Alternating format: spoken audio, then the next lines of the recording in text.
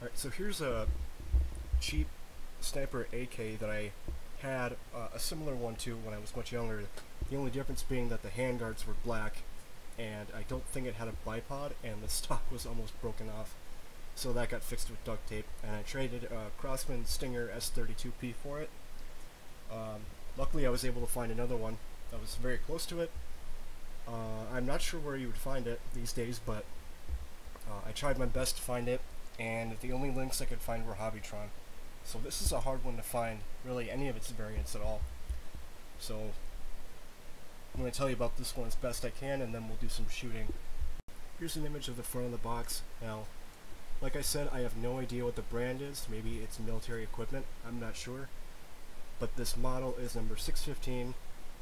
Here are some other models that you can buy. I know I had the RoboCop 93R at the bottom, right? But it didn't have a magazine, and I just threw it away. It was really a piece of junk. And then we'll move on to the other side. Alright, so after you slide the plastic top off, it's in a styrofoam box, and then they've got it broken down into pieces. And then this is everything you're going to get in the box that is immediately visible. And those are the components of the gun that you're going to have to put together yourself. Here's everything that came inside the box. There was no manual, but now I'm going to show you how to put it all together. So here it is all put together. I've got the scope on backwards by accident, and the bipod is on backwards by accident. But the sling is on, everything's put together, and it's basically ready to go. How you put it together is you stick the barrel into the gas tube, and then you slide the bipod onto a mounting point, and then the magazine clicks in like a normal AK mag, and then you're going to slide the stock pistol grip diagonally upwards to the receiver, and then the scope mounts up by sliding it backwards onto the mounting points. Alright, here's the right side of the gun, another view, and then here's a front view of the gun. You can see the barrel's crooked to the right, and here's the scope. It's just a plastic crosshair. That's the locking tab that you would press down to put on and take it off. And then that's the scope mounting points. Two position bipod that I have mounted incorrectly. And then that's how it's supposed to be mounted. It's supposed to face forward. And then there's how it looks if it's mounted correctly.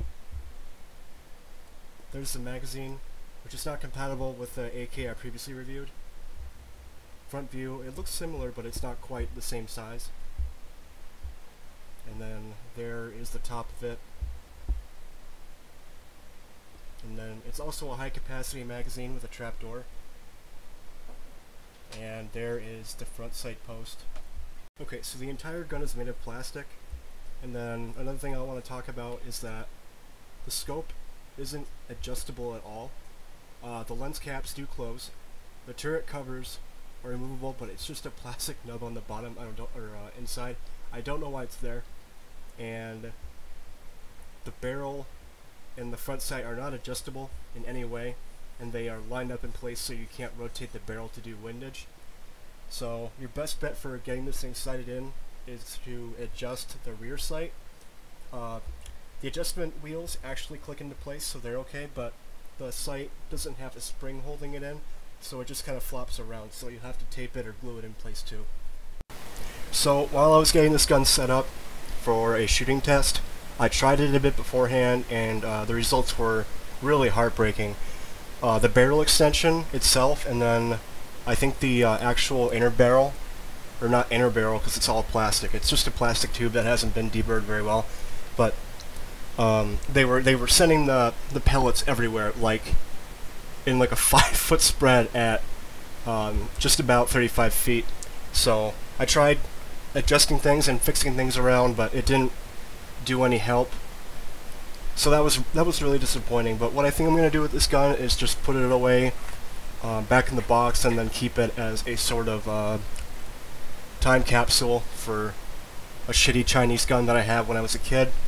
And then you'll see here that while I was trying to disassemble the gun, the bipod was on so stiffly that it broke the mounting point, or the barrel, and I had to super glue it back together. And then I've got the pieces of the inner barrel. I think it was impacting these while the initial pellets were on their way out, so I had to glue it back together, and that's that. So this is the number 615 Sport Air Gun. So I hope you guys liked it. It was a nice trip to the past, and thank you for watching.